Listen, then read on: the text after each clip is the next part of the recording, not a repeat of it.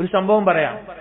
ആ സംഭവം ചിന്തിച്ചു നോക്കിയാൽ ഈ ഇടയാളന്മാരാക്കുക എന്നുള്ളത് എത്രത്തോളം ഗൗരവമാണെന്ന് മനസ്സിലാക്കാൻ സാധിക്കും.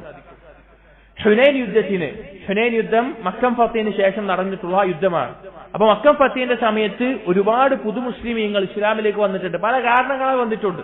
ഇസ്ലാം സ്വീകരിച്ചില്ലെങ്കിൽ ഇനി ജീവിക്കാൻ സാധിക്കില്ല എന്ന ചിന്ത കൊണ്ടും മറ്റു പല കാരണങ്ങൾ കൊണ്ടും ഇസ്ലാമിലേക്ക് വന്ന, ഇസ്ലാമിനെ കുറിച്ച് പഠിച്ചു തുടങ്ങാത്ത, കാര്യമായി അറിവില്ലാത്ത പുതുമുസ്ലിമീങ്ങൾ ആ കൂട്ടത്തിലുണ്ട്.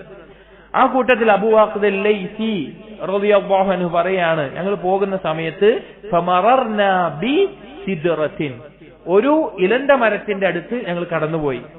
ആ ഇലന്ത മരം എന്ന് പറഞ്ഞാൽ ആ പ്രത്യേകത എന്ന് പറഞ്ഞു കഴിഞ്ഞാൽ കുഫാറുകൾ അഥവാ മുശ്രിക്കീങ്ങൾ അവരെന്ത് ചെയ്യാറുണ്ട്, അതിന്റെ മേലെ യുദ്ധത്തിനോ മറ്റോ പോകുമ്പോ വാളുകൾ തൂക്കിയിടും.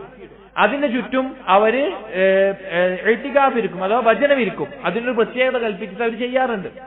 അപ്പോൾ പോകുന്ന സമയത്ത് ഫഖുൽതു, അദ്ദേഹം പറയാണ്, ഞാൻ പറഞ്ഞു, യാ നബി അല്ലാഹ്, അല്ലാഹുവിന്റെ നബിയെ, ഇജ്അൽ ലനാ ഹാദിഹി ദാത അൻവാതിൻ കമാ ലിൽ കുഫാരി ദാതു അൻവാതിൻ. കുഫാറുകൾക്ക് ഇതുപോലൊന്നുണ്ടല്ലോ, ഇങ്ങനെ മരത്തിൽ വാള് തൂക്കിയിട്ട് ബർക്കത്തെടുക്കാനും അല്ലെങ്കിൽ അതിനു ചുറ്റും വചനം ഇരിക്കാനൊക്കെ ഒരു മരം ഉണ്ടല്ലോ, അതുപോലെ ഞങ്ങൾക്ക് ഇതാക്കി തരണമെന്ന് പറഞ്ഞു. വകാനുൽ കുഫാർ യനൂഖൂന സിലാഹും ബിസിദ്റത്തിൻ വയഅകുഫൂന ഹൗലഹാ. അവർക്ക് അങ്ങനെ ഒരു മരം ഉണ്ടായതുകൊണ്ട്. ഇത് കേട്ടപ്പോൾ നബി സല്ലല്ലാഹു അലൈഹി വസല്ലം പറഞ്ഞ വാക്കെന്താ അറിയോ? നബി സല്ലല്ലാഹു അലൈഹി വസല്ലം പറഞ്ഞ വാക്കെന്താ അറിയോ? അല്ലാഹു അക്ബർ. വേറെ ചില റിവായത്തിൽ സുബ്ഹാനല്ലാഹ്, അല്ലാഹു എത്ര വലിയവൻ, അല്ലാഹു എത്ര പരിശുദ്ധൻ. ഹാദാ കമാ ഖാലത് ബനൂ ഇസ്രായീൽ മൂസ. ഇത് മൂസാ നബി അലൈഹിസ്സലാമിനോട് ബനൂ ഇസ്രായേലുകൾ പറഞ്ഞ വാക്കാണ്.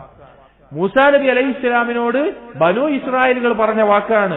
ഇജ്അൽ ലനാ ഇലാഹൻ കമാ ലഹും ആലിഹ. എന്താ ബനൂ ഇസ്രായേലുകൾ പറഞ്ഞത്?